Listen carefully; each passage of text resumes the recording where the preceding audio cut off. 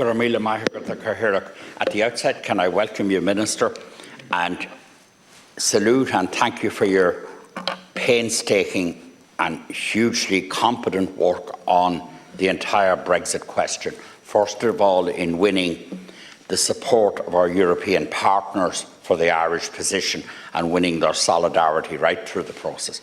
And secondly, in dealing with the minutiae right down to the protocol. And I salute that.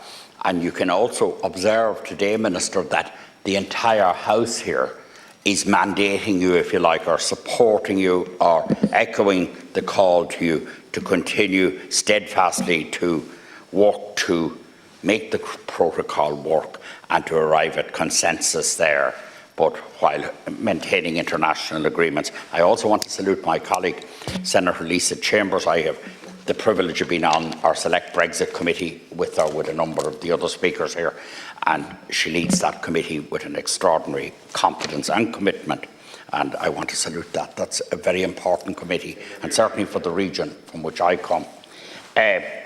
Obviously, the protocol is an international agreement, and that has to be the starting point.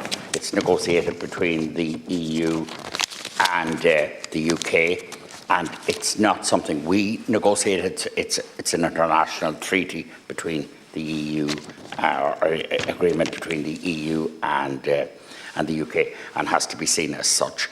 And indeed, as Senator Donald said, stands alongside the Trade and Cooperation Agreement in that regard as well. And they're interchangeable and connected. What's interesting, I think, and you're very aware of it, Minister, and colleagues here are aware of it, is that some of the political people in Northern Ireland are so out of sync and unconnected to the reality of what ordinary people in Northern Ireland and the business people in Northern Ireland and the various trade associations and just the commercial sector of Northern Ireland, what they think. They want the protocol, they want to work the protocol and to see the huge opportunity, which I'll allude to briefly in a moment there. So it's, first of all, the ordinary people of Northern Ireland voted not to accept Brexit, and having voted not to accept Brexit, they now want to work the protocol. So you could only say that there's a cynical exploitation, if you like, and the Northern Ireland people are almost like pawns in a game that they are not part of, and they don't want to be part of, and they want to work the protocol. The alternative to the protocol would be, or was initially, a hard border, and the obvious threat that's to the peace, to the Good Friday Agreement, to the welfare of the island. I mean, it doesn't need further elaboration. There's nobody in this House who's not aware of it. And suggestions that maybe technological solutions were possible or all, that's a nonsense. And ultimately, it was going to lead to violence and to trouble there. And that has to be remembered. It's a great opportunity for Northern Ireland, the protocol, in that it gives them the capacity to trade efficiently with the UK, and similarly to have their status and membership and trading capacity here north-south and into the EU. There's been a great expansion of trade north-south, and that's a hugely important development. It's an exciting development on a number of fronts, but it's a great development, and it's, if you like, it's a byproduct of all of this.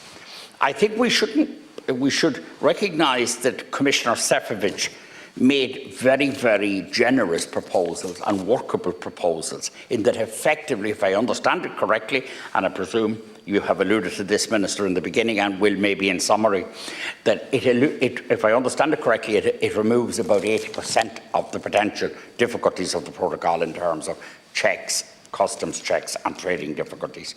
So I think there's a very real effort on the EU side there. I hope that that the UK will refrain from the nuclear option, if you like, of Article 16, and I think they will. I suppose our big appeal here is that we would all be sensible, that we'd all be calm, and that we'd negotiate. And I mean, I know it's what you're going to do, Minister, but we want to echo again to you, it's our desire in this House, it's certainly mine, it's the committees, the Brexit Select Committee's desire, and it's all rational people's desire that an accommodation be found here, that there be negotiation, that there be reasoned argument, and that we sit down to make things work to the benefit of people there. And we stop short of any grandstanding or anything that would lead to trade wars, etc. It's certainly in the best interest of the people of Northern Ireland, the protocol, all the people of Northern Ireland, the Northern Ireland economy and the All-Ireland economy, and ultimately of the UK and the EU.